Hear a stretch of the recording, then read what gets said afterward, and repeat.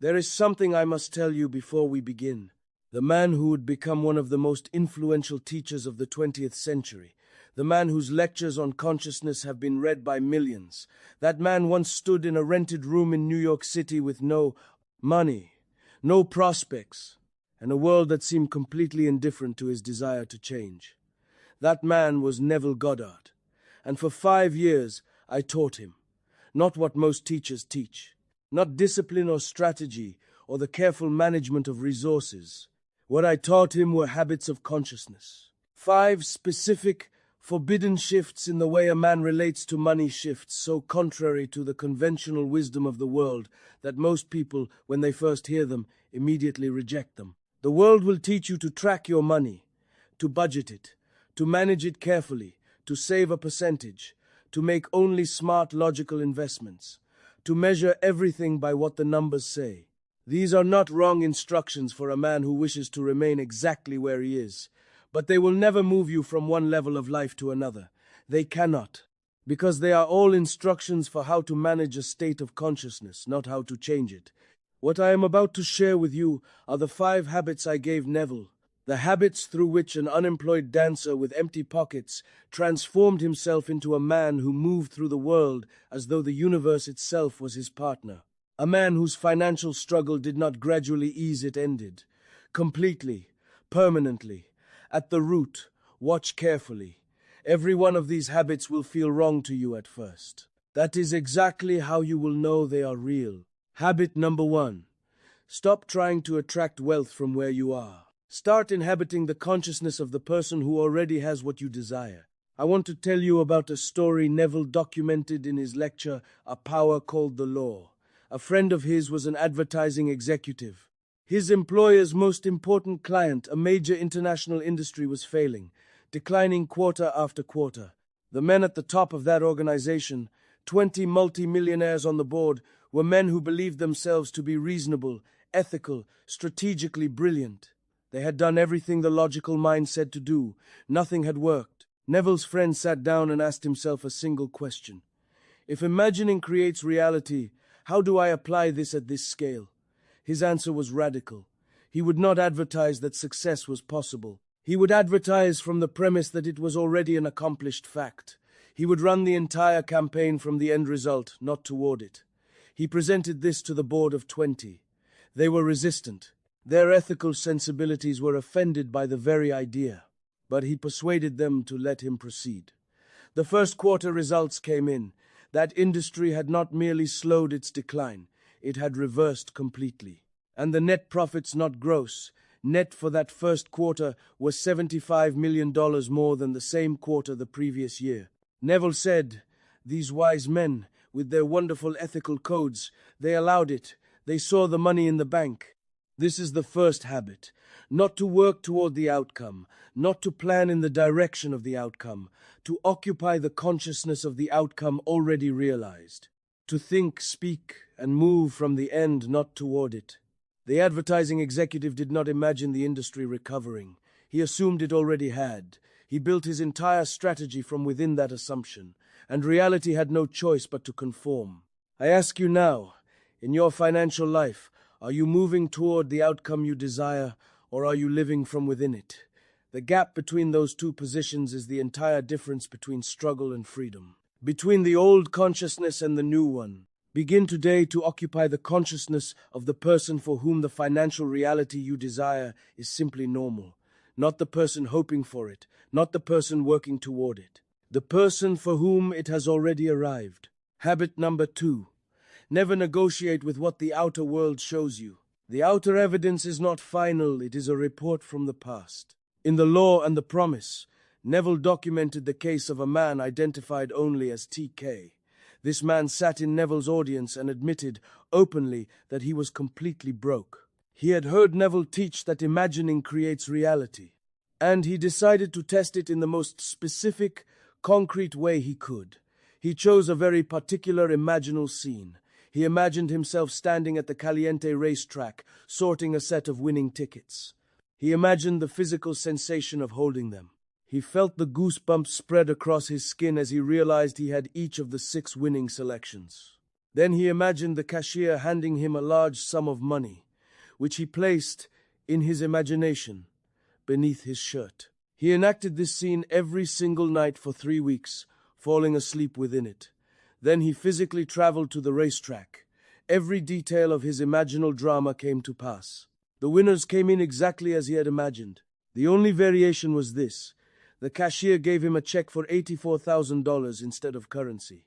Now, I want you to understand what TK's outer circumstances had been saying before this happened. They were saying, "You are broke." They were saying, "This is not realistic." They were saying, "Men in your financial position do not receive $84,000. TK did not negotiate with any of that. He acknowledged his current circumstances and then returned, night after night, to the assumption of the desired end. He did not manage the problem. He did not work around the problem. He imagined past it entirely directly into the fulfilled desire and then fell asleep there. This is the second habit. When your bank account shows you a number you do not want to see, that is not a verdict about your future. It is a shadow of your past consciousness showing up in your present. When circumstances say it is not possible, when logic says you cannot afford this, when the outer world presents the most convincing case for staying exactly where you are, you do not negotiate with that evidence. You acknowledge it briefly, the way you acknowledge weather on a day you have already decided to travel. And then you return your imagination quietly, persistently, without drama, to the specific felt reality of the desire fulfilled. The outer world cannot resist an inner world that refuses to accept it as final. Before I share the third habit, I want to pause for a moment. If what you are hearing is beginning to shift something in you, if you can feel, even faintly, the difference between these two ways of relating to money, then I have something for you. In the comments below, write one word right now: reset. When you do, you will receive the Manifest Reset, a free guide containing 5 specific, practical shifts to help you return to the state of the wish fulfilled when doubt comes in. For the moments when the outer world feels too loud, for the days you fall out of your assumed state and cannot find your way back, one of those resets will show you how to stop forcing the feeling when manifestation feels fake and hollow. Another will teach you the precise difference between letting go and giving up. A third will show you exactly what to do in the moment when what you see contradicts what you are trying to assume. These are not motivational tools. They are practical, consciousness-level techniques built entirely on these same principles. Your way back to center when the old state tries to reclaim you. Comment reset below right now. Get the guide and let us continue. Habit number 3. Change what you are saying on the inside before you ever try to change what you see on the outside. The outer world, your income, your financial circumstances, the number in your bank account is what Neville described as frozen inner speech. It is the visible form of what you have been saying, silently, habitually, on the inside, not what you have been hoping, not what you have been wishing. What you have been saying in the running commentary of your own mind, in the tone of voice you use when you think about money, in the quiet assumptions you carry through every ordinary day. Neville documented a remarkable case in The Law and the Promise. A gentleman rose in his audience one evening to share what had happened. He had come out of the armed forces after the Second World War with take-home pay of $25 a week. After 10 years, he was earning $600 a month. He was not destitute, but he was clearly fixed at a particular level of income with no visible movement upward. At that point, he read Neville's book, Awakened Imagination, and began practicing the chapter on revision daily.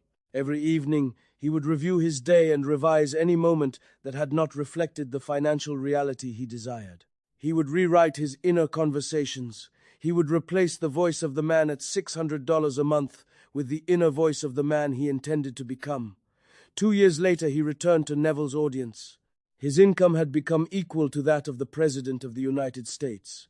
Not incrementally higher, not somewhat better, equal to the highest fixed compensation in the nation. And the only thing that had changed was his inner speech. His outer circumstances had not given him permission. His industry had not suddenly opened up. No inheritance had arrived. The world had not changed first. He had changed the conversation he was having with himself daily, consistently, without apology, and 2 years later the outer world had no choice but to reflect a completely different man. This is the third habit. Catch what you are saying on the inside about money. Not once. Every day. Revise it. Replace the inner voice of lack with the inner voice of the man or woman you intend to become. The outer world is always, without exception, a reflection of what has been happening internally. Change what is happening internally, and the outer has no choice but to follow. Habit number 4. Imagine from within the fulfilled end, not toward it. Let your consciousness stand inside the outcome, not outside looking at it. I want to return to Neville's documentation in The Law and the Promise and tell you the story that followed TK's account, because it demonstrates something even more precise about how this works. A man identified as AJF heard TK's story. He did not simply feel inspired. He decided to test whether he could replicate the result, and more importantly, whether he could prove to himself that it was not an accident. He constructed a specific imaginal scene. In it, he walked into 2 different banks. In the first, he saw his statement showing a balance of $10,000. In the second, he saw $15,000. Then in his imagination he walked to his desk at home and counted his winnings into 12 separate piles, $1,000 in each of 11 piles, 533 in the last. His complete imaginary accounting totaled $36,533. He enacted this scene 3 times a day for less than 1 month. Then he traveled to the Caliente racetrack. What happened there contained a detail that Neville found extraordinary. While making out his tickets, AJF inexplicably duplicated 6 tickets. He could not explain why he did it. And in the 10th selection he copied 1 ticket twice, which he called a mistake. At the end of the 9th race, a trainer attempted to scratch the winning horse. The race stewards refused. His total winnings, $36,788, 255 more than the exact accounting he had imagined. Neville's words about this story. How subtle were the threads that led to his goal. What AJF had done was not visualized broadly. He had placed himself inside a specific, completed financial picture. He had felt the weight of the counting. He had seen the numbers on the statement. He had not imagined receiving money. He had imagined already having it, already managing it, already standing inside the world where it was simply real. The imaginal act must be from within the fulfilled state, not the act of receiving, but the act of possessing, not the moment of getting, but the ordinary moment after, when what you desired is simply your life now. This is the 4th habit. Stand inside your desired financial reality in imagination. Walk through it, count it, see the numbers, feel what it feels like to be the person for whom this is simply Tuesday. Not the excitement of getting there, the ordinariness of already being there. That ordinary feeling is the signal that consciousness has fully entered the new state. And when consciousness enters, reality follows. Habit number 5. Let abundance arrive in ways that are larger than what you imagined. Do not limit the channels. In his lecture, Imagination Fulfills Itself, Neville shared a letter from a woman who had been practicing this principle on a very practical, everyday level. When she received a $62 car repair bill, she did something quiet and deliberate. As she signed the credit slip, she imagined it was a check she was signing, because she told Neville she never signs a check unless the money is there to cover it. In that single private act, she assumed the bill was already paid. Months passed. No payment request came. Then, just before the statement arrived, an unexpected referral commission appeared from a former broker she had recommended to a stranger months earlier and completely forgotten about. The amount, $68, $6 more than the bill. She also had a worn chair in her home that needed reupholstering at a cost of $87. Rather than stress about finding the money, she simply imagined the chair as already newly covered. Every time she sat in it, she saw it as it would be. Every time she thought of it from another room, she saw it as done. A neighbor's child came to stay with her family for 5 weeks during a medical emergency.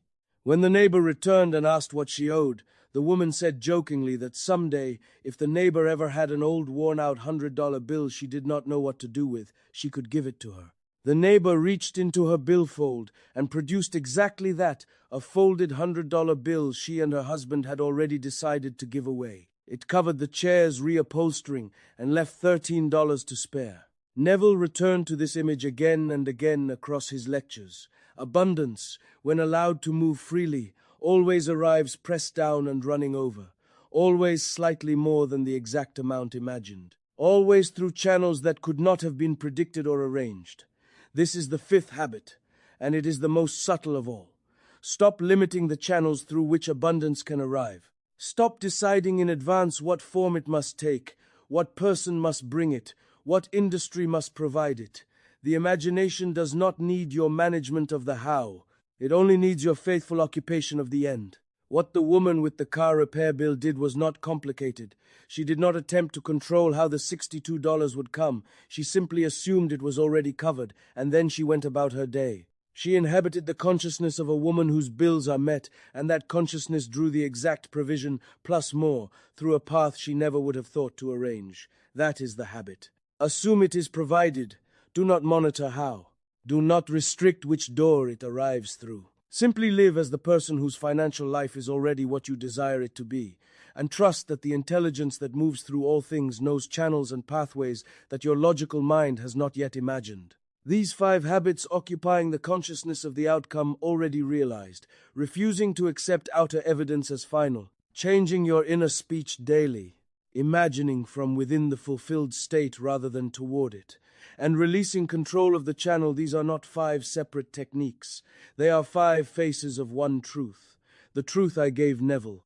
The truth that, over years of dedicated practice, ended his financial struggle not gradually but completely, at the root, permanently. And they can do the same for you. Which of these 5 habits is speaking most directly to where you find yourself right now? Which one, if you practiced it seriously for the next 2 weeks, would begin to change something that has been fixed in you for too long? Let me know in the comments below. Tell me which habit you are going to work with first. And before you leave, I want you to do one thing right now. Comment the word reset in the comments below. When you do, you will receive the Manifest Reset Guide, completely free. It contains 5 resets built on everything I have taught you today. Practical tools for the exact moments when you lose your footing, when the outer world gets loud, when you fall out of the assumed state and need to find your way back. Reset number 1 shows you how to stop forcing the feeling when the assumption feels fake. Reset number 2 shows you the precise difference between letting go and giving up. Reset number 3, the one that has helped more people than any other, teaches you how to remain the channel of abundance, even when what you see around you is still contradicting what you know to be true on the inside. You do not need to force any of this. You only need to return to it. Comment reset right now, and the guide will find you. There is one more thing before you go. What I have shared today gives you the foundation. The 5 habits that address financial struggle at the level of consciousness, but there is a deeper layer. A specific instruction I gave Neville about the way the imagination must be used, not just what to imagine, but the precise level at which the imaginal act must operate for it to carry the full weight of reality and begin moving the outer world with speed. Most people imagine from the outside, watching themselves receive what they want. That position keeps you outside the fulfilled state. There is a level of imagination, a specific depth of entry into the scene that is entirely different. At that level, the imaginal act does not feel like imagination, it feels like memory, and that is the level at which reality moves. The next video appearing on your screen right now is called The Visualization Level Abdullah Taught Neville to Shift Reality Fast. Everything you have just learned about consciousness and money becomes far more powerful when you add what that video teaches. It is on your screen now. Watch it next. I will see you there. There is one phrase that will keep you broke for the rest of your life. And when Neville came to me in 1931, he was saying this phrase multiple times every single day without realizing what he was doing. I am going to reveal this phrase to you today. But more importantly, I am going to show you why Neville stopped saying it. Because what he discovered was not just about changing his words. It was about changing the very state from which those words arose. I am Abdullah. And what I taught Neville that day on West 72nd Street transformed him from a desperate, unemployed dancer into one of the most powerful teachers who ever lived. This is not about positive thinking. This is not about affirmations. This is about understanding something so fundamental that once you see it, you will never speak carelessly again. Most of you say the poverty phrase without even noticing. You say it casually. You say it as a joke. You say it when explaining why you cannot afford something. I'm broke. I can't afford it. I don't have money. Money is tight. Every time these words leave your mouth, you think you are simply describing your situation. But here is what you do not understand. Your words are not describing your reality. Your words are revealing which state you are occupying, and the state you occupy determines everything that manifests in your world. When Neville first came to me, he was like so many of you. He knew about imagination. He had studied metaphysics. He had read books, but he was still broke, still struggling, still speaking from the state of poverty even while trying to imagine wealth. And this is the trap that keeps most people stuck forever. They think they can speak wealthy words while remaining in the poverty state. They think they can repeat affirmations while their inner conversations betray them. They do not understand that words are not causes. Words are effects. Your words flow from your state like water flows from a spring. And if you want different words, you must occupy a different state.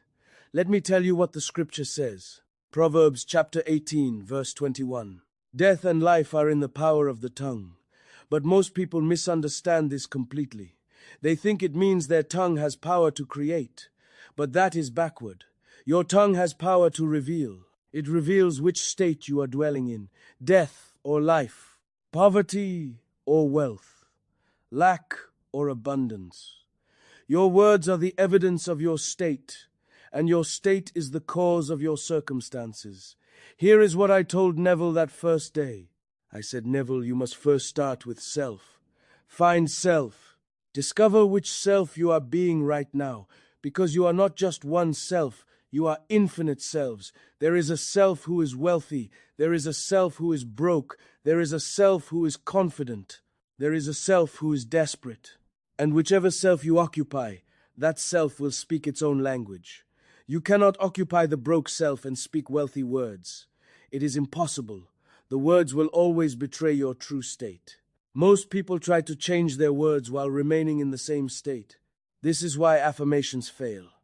This is why positive thinking does not work.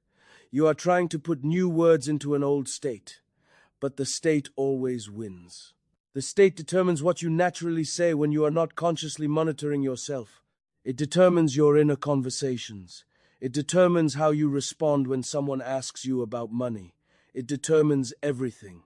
The phrase that guarantees poverty is, I'm broke, and all its variations.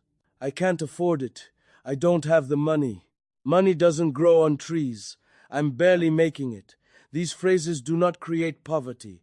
These phrases reveal that you are already occupying the poverty state. You are dwelling there. You are thinking from there.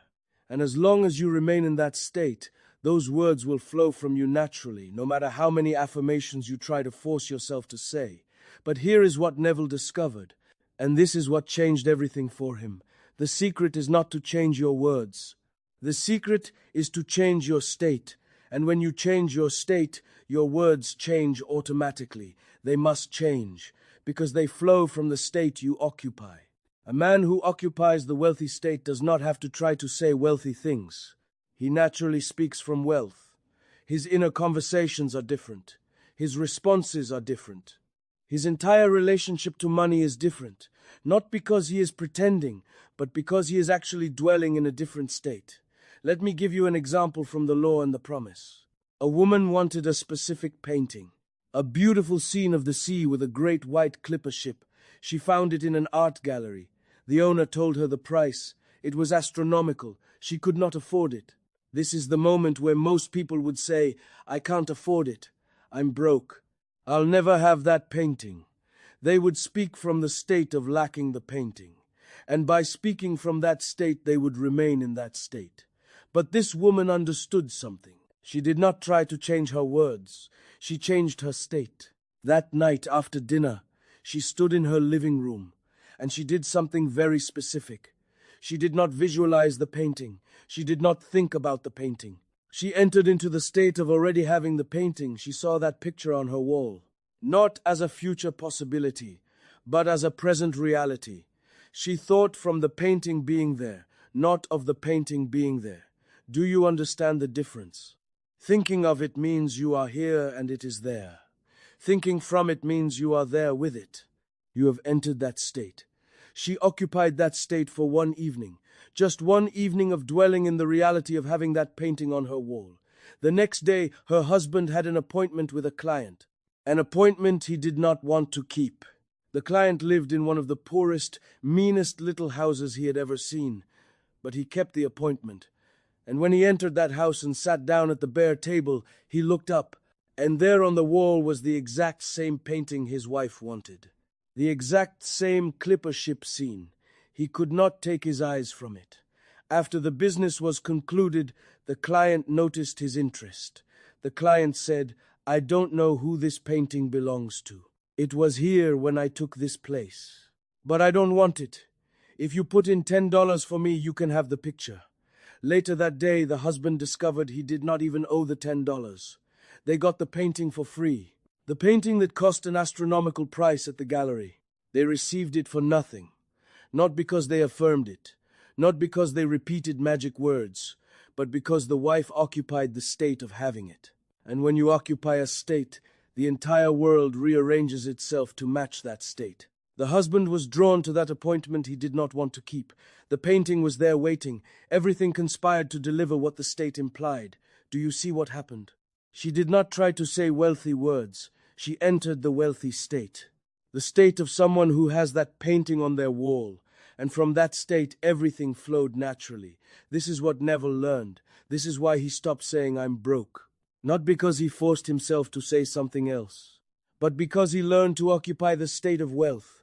And from that state, broke words could not come from his mouth. They were impossible. Before I continue, understand this. You will fall out of the desired state. Everyone does. That is why the Manifest Reset Guide exists. 5 simple shifts that help you return to the state of the wish fulfilled without force or strain. To receive it free, comment reset below right now. Let me show you another example. In Neville's lectures, he shares a story about a man who needed more money.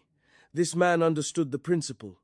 He did not sit down and repeat affirmations about money. He did not try to force himself to say wealthy things. Instead, while driving home from work one evening, he did something very brief but very specific.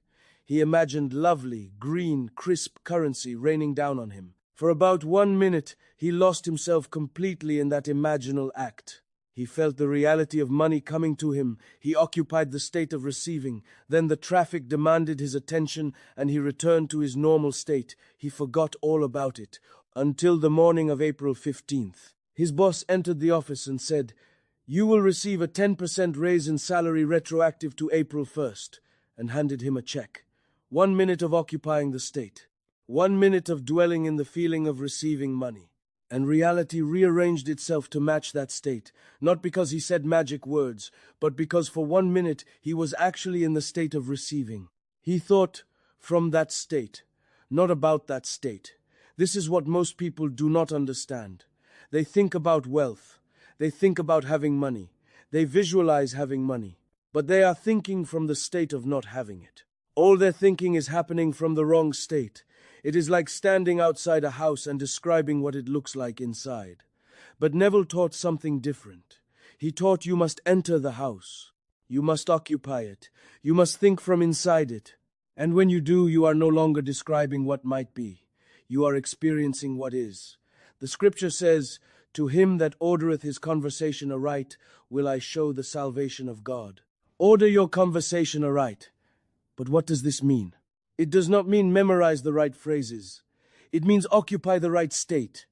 Because when you occupy the right state, your conversations order themselves. Your inner conversations. Your inner speech. The constant stream of thoughts and feelings that run through your consciousness all day long. These inner conversations reveal your true state. And these inner conversations are what create your world. Most people monitor their outer speech. They try to say positive things in public, but their inner conversations are still filled with lack. They say to themselves, "I can't afford that. This is too expensive. I don't have enough. I'm worried about money." These inner conversations are happening from the poverty state, and no amount of outer affirmations can overcome inner conversations that flow from poverty. When I taught Neville this principle, he began to observe his inner conversations, and he was shocked. He discovered that most of his day was spent in inner conversations of lack. Even while he was trying to practice the law, even while he was visualizing abundance, his inner conversations betrayed him. They revealed he was still dwelling in the poverty state. And so I taught him something very simple. I said, Neville, do not try to monitor every word. Do not try to force yourself to think positively. Instead, occupy the state you wish to experience. And from that state, observe what inner conversations naturally arise. This was the breakthrough, because when you occupy a state, you do not have to force the conversations. They happen naturally. A man who occupies the state of wealth naturally has wealthy inner conversations. He does not worry about bills. He does not calculate whether he can afford things. His entire inner dialogue is different, not because he is pretending, but because he is actually dwelling in that state. Here is the test. What do you say to yourself when you look at your bank account? What do you say to yourself when you see something you want but cannot currently afford? What do you say to yourself when bills arrive? These inner conversations reveal your true state, and your true state is creating your circumstances. If your inner conversations are filled with lack, worry, and limitation, you are occupying the poverty state, and from that state, poverty must manifest. It is law. But if you shift your state, your inner conversations shift automatically. You begin to think from abundance. You begin to respond to circumstances from a position of wealth.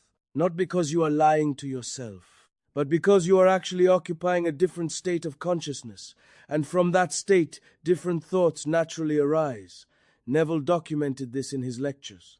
He would share stories of students who transformed their finances not by repeating affirmations, but by occupying the state of wealth. One woman fell asleep every night imagining she was in her paid-for home instead of her rented apartment. She did not affirm she would own a home someday.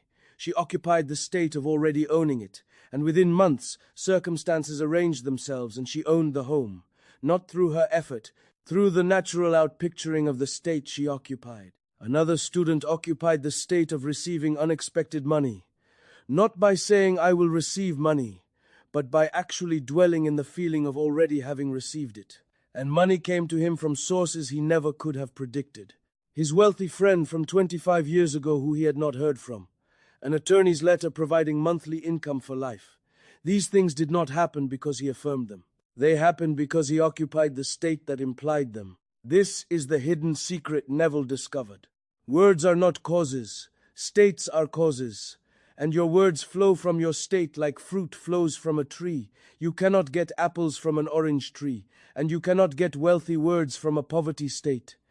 But if you change the tree, the fruit changes automatically. So the question is not, what should I say? The question is, what state am I occupying? Am I dwelling in the state of already having what I desire? Or am I dwelling in the state of waiting for it, hoping for it, trying to get it? Because these are completely different states. And they produce completely different words, different inner conversations, and different circumstances. When Neville mastered this, he stopped saying, I'm broke. Not because he monitored his speech, but because he no longer occupied the poverty state. He had shifted into the state of abundance, and from that state, broke words were impossible. They could not arise. The spring had changed, and therefore the water flowing from it had changed. Now let me give you something practical. The Manifest Reset contains 5 gentle resets for when you catch yourself falling back into the wrong state, when doubt comes, when circumstances contradict, when your inner conversations shift back to lack. These resets show you how to return to the wish fulfilled instantly. Comment reset to receive it. Let me tell you what happens when you truly shift states. Your inner conversations change first. You notice that you are no longer worried about money, not because you are suppressing worry, but because worry does not arise from the state of wealth. You notice that when you see something you want, your first thought is not I can't afford it. Your first thought is simply appreciation or indifference. This is evidence you have shifted states. Your responses to circumstances change. When a bill arrives, you do not panic. Not because you are being positive, but because panic does not exist in the wealthy state. You handle it calmly, you know it will be taken care of. Not through hope, but through the natural confidence that comes from dwelling in abundance. And eventually your outer circumstances begin to shift, not because you worked harder, not because you found new opportunities through effort, but because consciousness creates reality, and your consciousness is determined by the state you occupy. When you occupy the state of wealth, wealth must manifest. It is law. Just as when you occupy the state of poverty, poverty must manifest. This is why Neville never said, "I'm broke." He understood that these words would reveal he was still in the poverty state, and he refused to occupy that state. Instead, he learned to enter the state of abundance, to think from it, to feel from it, to dwell in it, and from that state, his words, his inner conversations, and his entire experience of life transformed. The secret is not to monitor your words. The secret is to monitor your state. Ask yourself throughout the day, which state am I occupying right now? Am I thinking from the wish fulfilled, or am I thinking of the wish fulfilled? Am I dwelling in the reality of having, or am I dwelling in the hope of getting? These are different states, and they create different worlds. When you catch yourself in the poverty state, do not condemn yourself. Do not feel guilty. Simply recognize it, and then shift. How do you shift? The same way that woman shifted when she wanted the painting. You enter the desired state. You think from it. You feel from it, even if only for a moment. That moment of truly occupying the state plants a seed. And if you return to that state regularly, the seed grows. And eventually the state becomes your natural dwelling place. This is what I taught Neville. This is what transformed him. And this is what will transform you. Not through effort, not through willpower, but through understanding. Understanding that you are not trying to create wealth. You are simply choosing to occupy the state of wealth. And from that state, wealth is the natural, inevitable result. May you never again say, "I'm broke," not because you monitor your speech, but because you no longer occupy the poverty state. May you dwell in the state of abundance. May you think from wealth, speak from wealth, and live from wealth. And may your entire world rearrange itself to match the state you have chosen to occupy.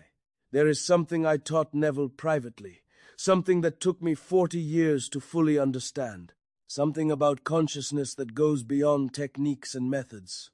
The video appearing on your screen right now reveals what I call the most dangerous illusion that keeps people trapped in seeking.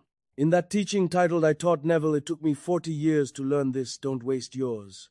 I explain why most students will spend decades searching when the answer has been within them the entire time. Click now. Continue this journey. Your transformation depends on what you learn next. There are words that open worlds, and I am is one of them. When spoken with awareness, this simple declaration tears through the veil of illusion and reconnects you to your true identity, the creator disguised as a creature. Each time you say, "I am rich," you are moving invisible forces older than time itself. You are not repeating a positive affirmation. You are awakening the divine power dormant within you, the same power that, in the beginning, said, "Let there be light." The world does not respond to your prayers. It responds to your vibration. And vibration is born from what you accept as true about yourself. But modern man has forgotten who he is. He lives like a beggar in a kingdom that belongs to him, asking from the outside for what already exists within. He observes his bank balance, the price of things, the scarcity around him, and judges that this is the truth. However, all that the eyes see is merely the shadow cast by the consciousness he holds. Change the inner state, and the world changes as an inevitable consequence. This is the law. Everything assumed with conviction in the invisible manifests sooner or later in the visible. When you say "I am rich," you are not trying to create wealth. You are calling into existence what is already yours by right. Wealth is not something you achieve. It is a state you recognize. Gold, opportunities, connections, all are messengers of a silent decree issued by your being. The problem is that most people say, "I am rich," while feeling poor, and the law, which neither judges nor discerns, responds to the feeling, not the phrase. Therefore, before repeating the words, it is necessary to understand their power. You are touching the name of God within you. When you pronounce I am, you are invoking the creative principle, and everything that follows these two words takes form. If you say, I am rich, and feel this as truth, not as a desire, but as a present reality, creation begins. Invisibly, the pieces move, circumstances adjust, doors open. And if you doubt, if you retreat, if you return to the old state of lack, creation stops. Not because the power failed, but because you denied it. That is why I tell you, guard your words, for each one is a decree. Speak with awareness, feel with conviction, and the world will respond to you in kind. Today, while the common man seeks external signs, you will learn to generate the signs from the invisible. Because when an awakened being declares, I am rich, and feels it in their heart, the entire universe bows to confirm what they have said. Everything you see is a reflection, not a cause. This is the first and most forgotten truth. The common man believes that circumstances shape his destiny, but it is destiny that bows to the circumstances he holds in his mind. The world is a perfect mirror, never a creator. It merely returns with mathematical precision the image you project from your inner state. Poverty, failure, rejection, endless waiting. None of this happens by chance. They are forms assumed by the invisible energy emanating from your consciousness. When you sustain the feeling of scarcity, the world rushes to show you more of it. When you assume abundance, the universe quietly reorganizes itself to reflect that certainty. There is no exception to this law. The mistake of most is trying to change the reflection without touching the source. They try to change the scenery, correct people, adjust their work, ask for opportunities. But the mirror doesn't create, it only copies. The world is a photograph of the state you inhabit, and it doesn't matter if you try to disguise it with words or gestures of optimism. What commands is the feeling sustained in silence. When you say, I am rich, but secretly feel fear, lack, or doubt, the vibration you emanate is one of scarcity, and that is what the mirror returns. The law knows neither pity nor punishment, only reflection. It shows you what you truly believe, not what you pretend to believe. Everything begins in the invisible. When the mind accepts an idea as true, the visible world begins to conspire to materialize it, and it does so with such naturalness that we call it coincidence, luck, or destiny. But nothing is by chance. Every encounter, every delay, every refusal is a response from the law to the state you chose to maintain. If you see yourself as poor, everything around you confirms that role.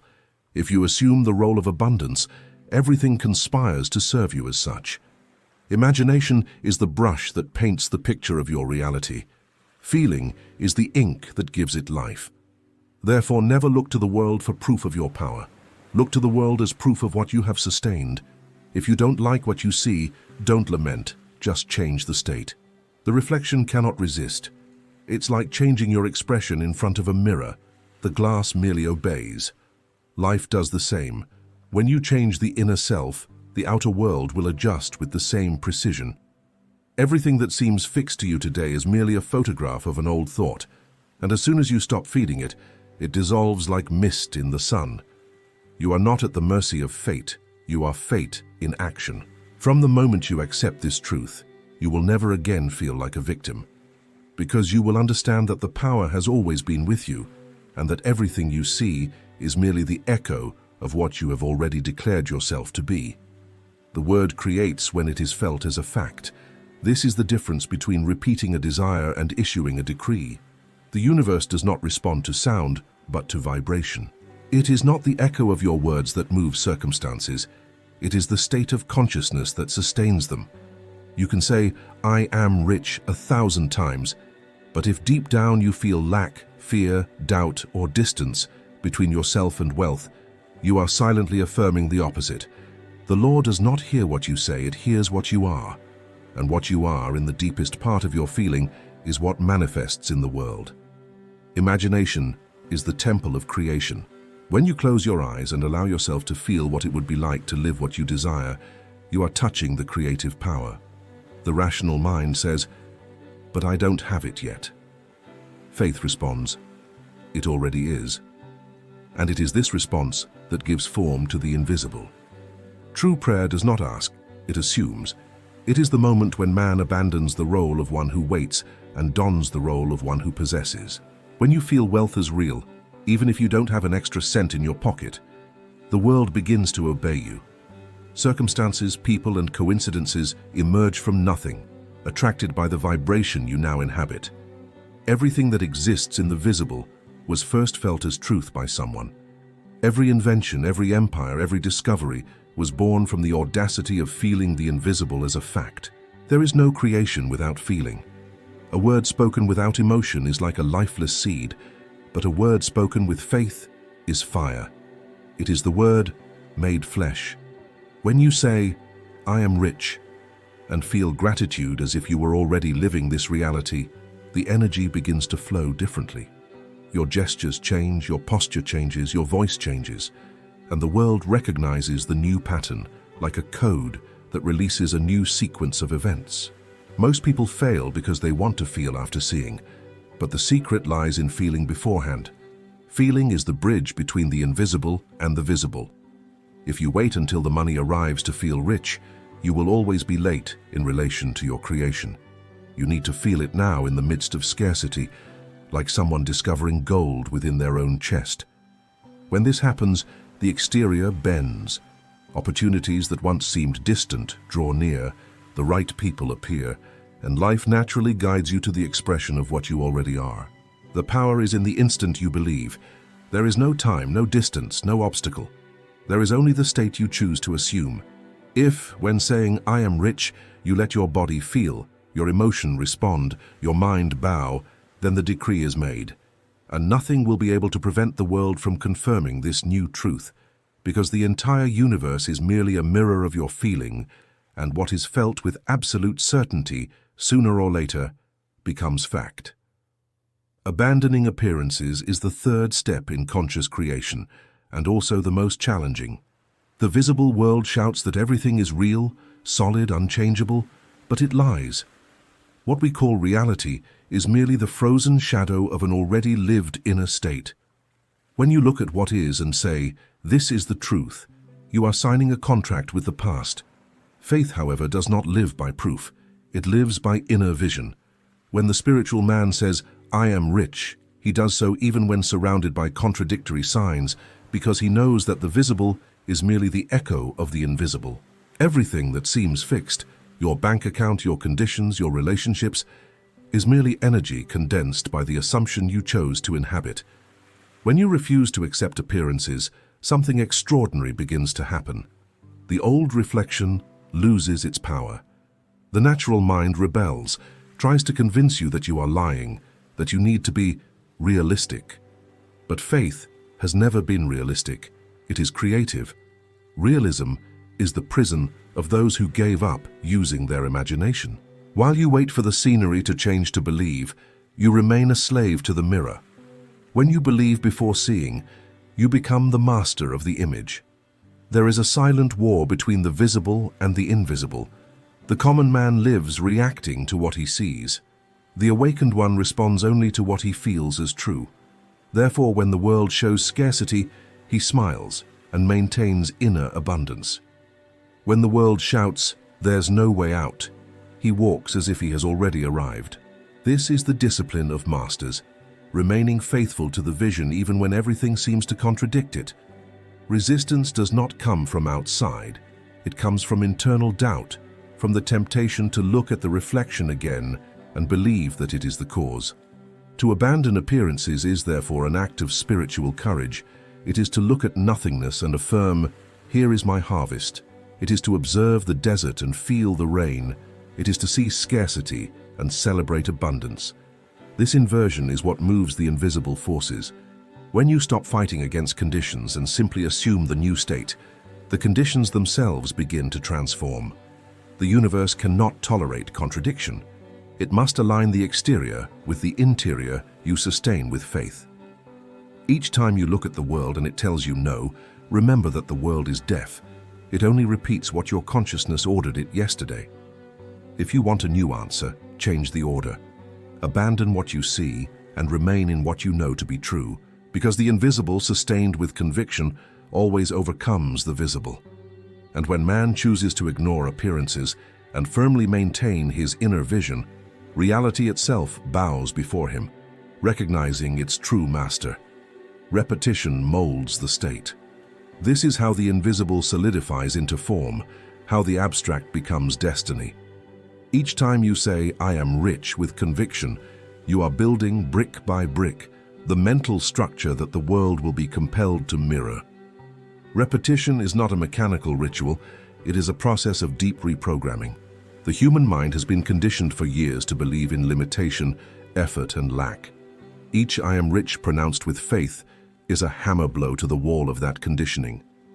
With time, the stones of doubt begin to give way, and the new state emerges naturally as if it had always been there. The secret lies in the quality of the feeling, not the quantity of repetitions. You can say it 1,000 times, and nothing will happen if your heart is absent. But a single time spoken with total certainty can move mountains. The purpose of repeating is to keep the vibration alive, to prevent the old state from returning to its throne. When fear tries to return, when appearance contradicts your faith, it is time to reaffirm "I am," not as a desperate plea, but as one who remembers a forgotten truth. "I am rich" is not a desire. It is a recognition. It is saying to the universe, "I remember who I am." Repetition sustains the fire of creation.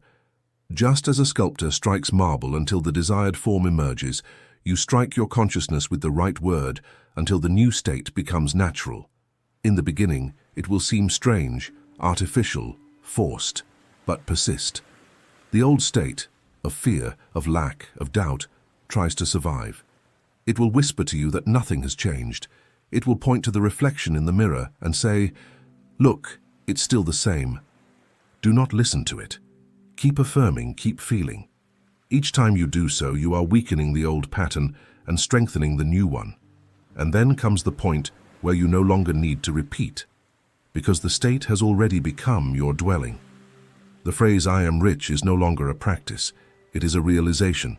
The feeling of abundance becomes so natural that it begins to overflow into everything you do. Your gaze changes, your breathing changes, the way you walk and speak changes, and the world obedient changes with you. Wealth once sought becomes inevitable, because it is no longer something you seek. It is something you are.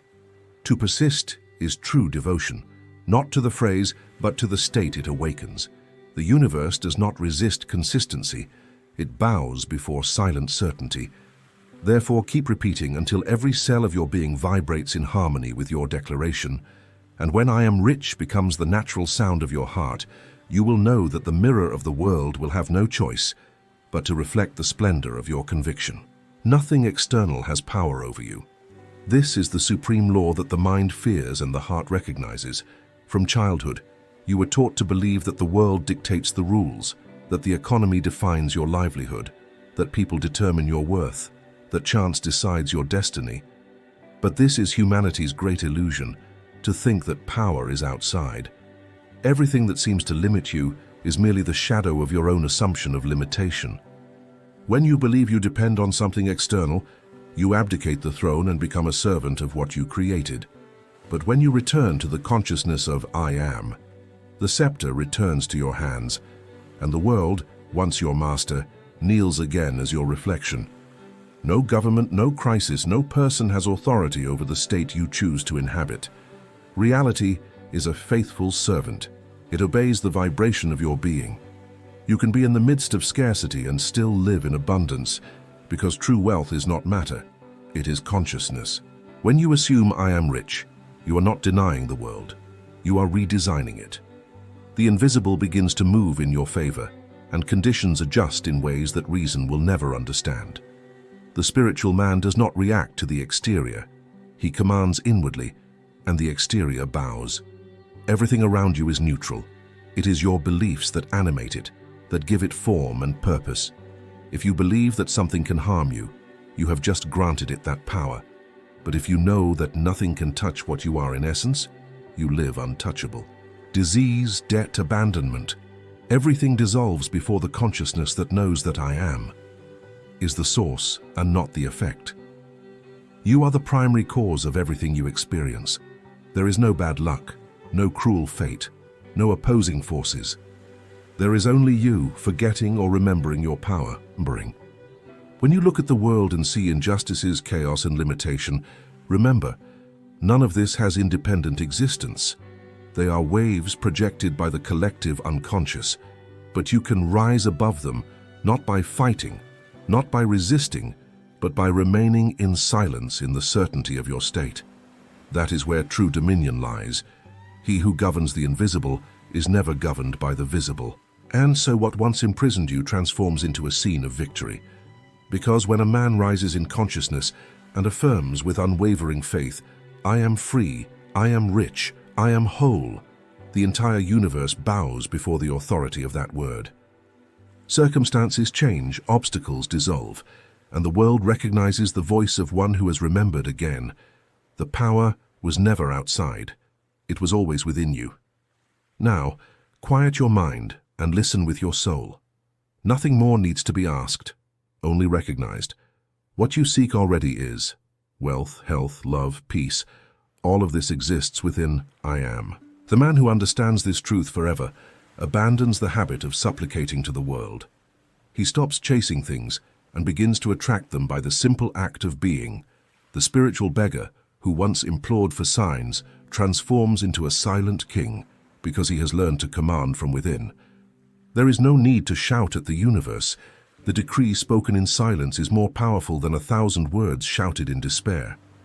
Close your eyes and feel the vibration of one who already is.